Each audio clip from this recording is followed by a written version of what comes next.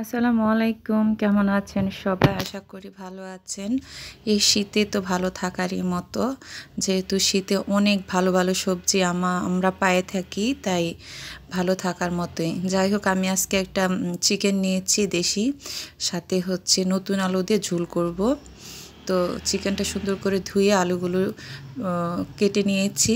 এই যে ভালো করে মশলাটা কষিয়ে আমি চিকেনটা দিয়ে দিছি। এই যে চিকেনের পানি থেকে ঝোল উঠছে, আমি কোনো এক্সট্রা পানি দিইনি। সাথে ওই যে কেটে রাখা আলুগুলো দিয়ে দিলাম, আর হচ্ছে আপনার একটু কষিয়ে তারপর আমি আবার ঝোল দিয়ে দিব।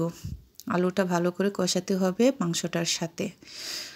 তো দেশি আলু, নতুন আলু আর দেশি মুরগি দিয়ে মজাই অন্যরকম। এই যে ঝোল দিয়ে দিলাম, মাশাল্লাহ খেতে অনেক টেস্ট হয়েছে আজকে। আর এবারই আমি নতুন আলু দিয়ে মুরগি রান্না করলাম।